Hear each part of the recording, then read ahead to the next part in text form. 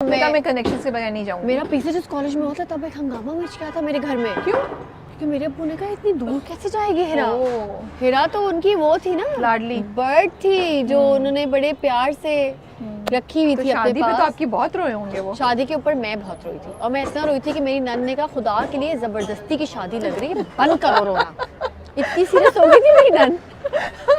तो क्यों रो रही थी आप इतना? वैसे आपकी तो लव मैरिज थी भाई।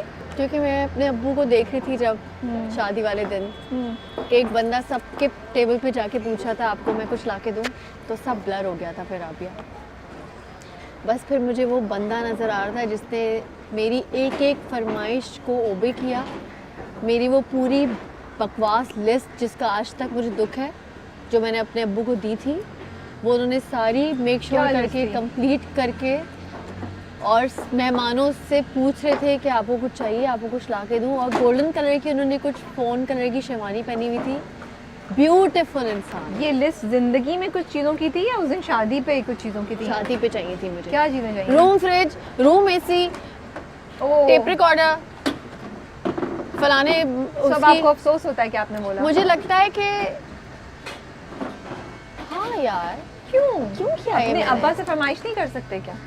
हाँ कर सकते हैं। और उन्होंने बहुत खुश, मुझे लगता है उन्हें बहुत खुशी हुई होगी। बहुत खुशी से की थी मुझे आप जो बता रही हैं मुझे नहीं लगता कि उन्हें कोई तकलीफ हुई होगी। वो बहुत उनको खुशी हुई होगी आपको खुश देख के। बट मेरे अब्बू ने एक उनके फ्रेंड थे, बेस्ट फ्रेंड, उनसे पैसे लिए थे उधार। और तो आपको इस बात का मुझे उस बात का दुख है कि उन्होंने करके, लेकिन पता है क्या, उसके बाद वो उधार मानी ने दिया। मानी ने कहा अंकल आप टेंशन नहीं ले, ये मैं आपका बेटा हूँ और ये मैं आपकी तरफ से देता हूँ। तो इट्स अ ब्यूटीफुल। मैं इसी बात का ना मेरे पास जवाब नहीं होता जब मुझसे लोग कहते हैं कि शादी कैसे चली। जब शादी जिससे की हो वो ऐसा हो और जो मेरी तरबियत हो वो ऐसी हो, और जब सब अच्छे लोग एक साथ मिल जाएं तो फिर शादी ऐसे चल जाती है। माशाल्लाह माशाल्लाह से। तो इट्स अ ब्लेसिंग कि मेरे अब्बू को ओबे करता था मानी अब्बू मानी को तो रिस्पेक्ट देते थे। तो एक ब्यूटीफुल बॉन्ड था और मुझे लगता है कि रिस्पेक्ट इज एवरीथिंग। डेफिनेटली। मैं कहती हूँ, मुझम्मिल मुझे कहते हैं मम्मा आई लव यू, बोलती don't love me just respect me. But अगर रिस्पेक्ट हो तो लव हो जाता है ना। I know. और लव हो तो रिस्पेक्ट होना मुझे जरूरी है। लगता है कि इज्जत होती है ना, बस इज्जत इज एवरीथिंग। और मुझे ये लगता है यार इज्जत और लव दोनों, इज्जत और मोहब्बत साथ साथ चलते हैं। हाँ। इज्जत और मोहब्बत एक दूसरे के बगैर नहीं चल सकते। फिर वो मोहब्बत नहीं है जिसमें इज्जत नहीं है। कुछ लोग ऐसे होते हैं जो बड़े हार्श होते हैं, जो प्यार भी करते हैं बट वो अपनी सोचते हैं। ऐसे लोग भी देखे हैं हमें लाइफ में, बट ये एक डिफरेंट सिनेरियो है और एक अलग सा है। अब्बू के बारे में सबसे ज्यादा क्या चीज मिस करती हैं आप? कि कोई था कि जिसको मैं गले लगाना, एक ऐसा सीना, एक ऐसा ऐसी। उन्होंने आपको काम करते हुए देखा था? उन्होंने तो मुझसे उन्होंने तो मुझे कराया है काम। मेरे बच्चे संभाले राबिया उन्होंने। मेरा बेटा माशाल्लाह 9 साल का करके गए वो छोटा वाला इब्राहिम, जब वो ऐसे ऐसे चल रहा होता था छोटा सा।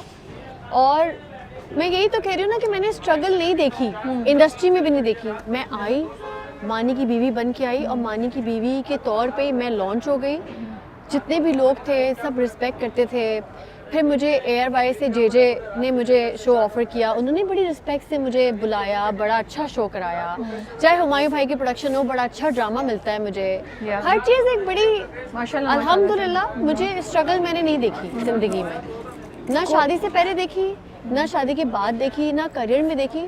और मैं इस चीज़ को बहुत रिस्पेक्ट करती हूँ। यार राबिया, मैं एक नॉर्मल सेंट जॉन्स की या पीसीएस की लड़की आज 50,000 लोगों में अगर मुझे कोई जानता है तो ये एक नेमत है। सही है। और फिर जो इसके पीछे बैशिंग होती है या वो, मुझे वो लगता है कि वो भी ज़रूरी है लाइफ का। कैसे? इन अ सेंस कि देखो यार राबिया, आपको नहीं पता आपके घर में क्या मसला चल रहा है।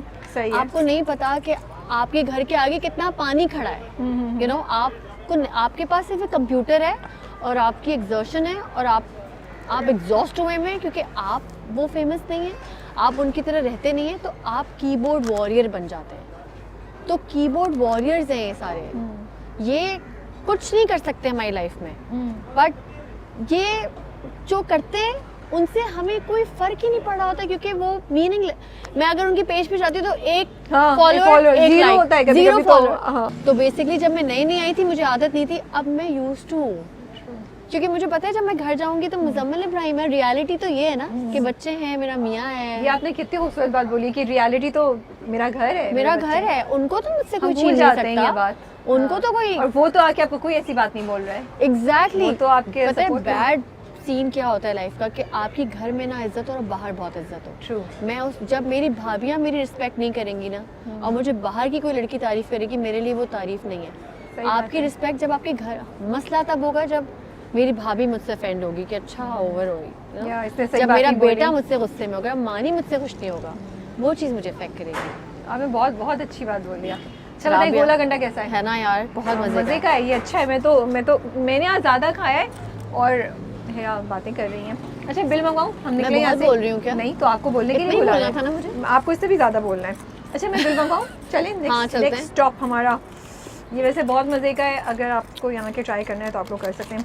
और ये जो भी हीरा ने करवाया था ना मिक्स सब कुछ, ये बड़े मज़े का हो गया। बचपन से गोला गंडे खाए। I was a little scared, मैं थोड़ा सा होती अल्लाह मिक्स हो गया सारा, लेकिन एक्चुअली अच्छा हो गया। Don't be scared baby when are you with Hira Mani? I'm not scared. पैसे ला दें, पैसे ला दे प्लीज, पैसे ले आए। हमारे पास पैसे नहीं है, हमारे तो Hira Mani है ना। सॉरी यार अभी आई लव यू यार, आई लव यू। मैं जिंदगी में जब भी इंटरव्यू दूंगी तुमको ही दूंगी इंशाल्लाह। Back to stories.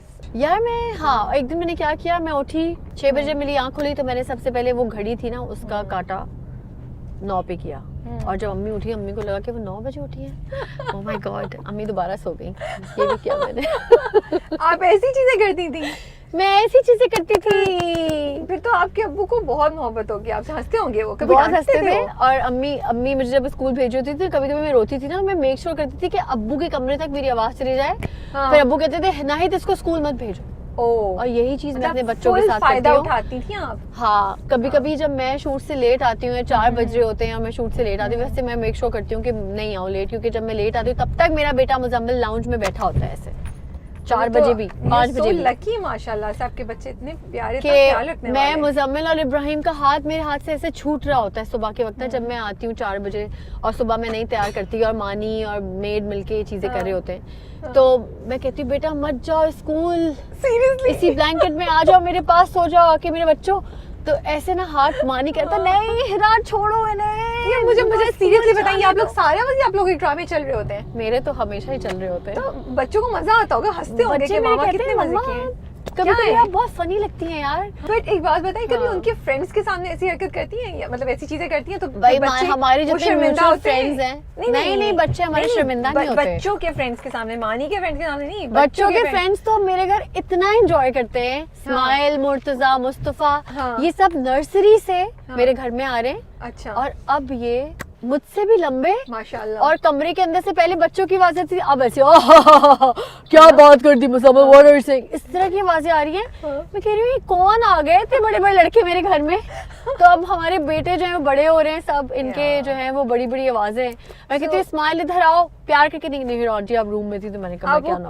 वो जज्बाती वाली मदर है जिनको होता है कि बस बच्चों की किसी चीज में भी रोना धोना, या यू द कूल मॉम कि नहीं यार ठीक है जिंदगी में रफ एंड टफ होना चाहिए। मैं बहुत जज्बाती हूँ, तो जरा सी भी चोट पे बहुत ढेर सारे आंसू निकल आते हैं। मैं बेहोश हो जाती हूँ, मैं गिर जाती हूँ। मानी कहते हैं पहले अपने आप को तो संभालो। मतलब बच्चे गए, आप बच्चे छोड़े, आप खुद बेहोश हैं।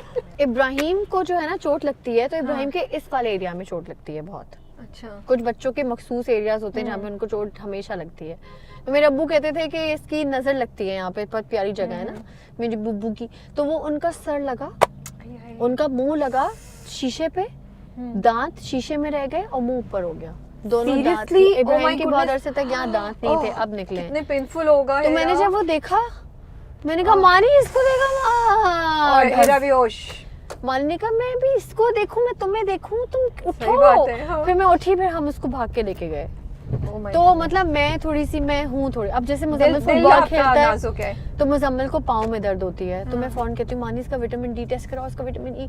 मानी के मुजम्मिल कहता है मम्मा आप मेरे जिस्म से सारा टेस्ट कराने के लिए ब्लड निकलवा देंगी, तो मैं कैसे ब्लड में अब नहीं निकल रहा है। अच्छा मुझे ये बताइए, मैं ऐसी हूँ, सिटी स्कैन करा दो जाओ, सर में दर्द हो रहा है, सिटी स्कैन करा ओवर प्रोटेक्टिव, ओवर। तो मुजम्मिल, अच्छा उस दिन ना इब्राहिम आया उस पूल से ना, तो उसकी पूल में चोट लगी थी, तो कहता है कि मम्मा यार मेरी चोट लगी, लेकिन प्लीज लीजिए, MRI वाली चोट नहीं है, मैं आपको पहले बता दूं। और तो वो वाली चोट है, MRI वाली चोट है, या ब्लड टेस्ट वाली चोट है, या ये सिर्फ बैंडेड वाली चोट है, ये होता है अब आपके घर में। ये होता है हमारे घर में। देखिए ये मुझे नहीं, ये अच्छा आइडिया, चोट की भी क्लासिफिकेशन क्लासिफिकेशन बुक छाप सकती है यार।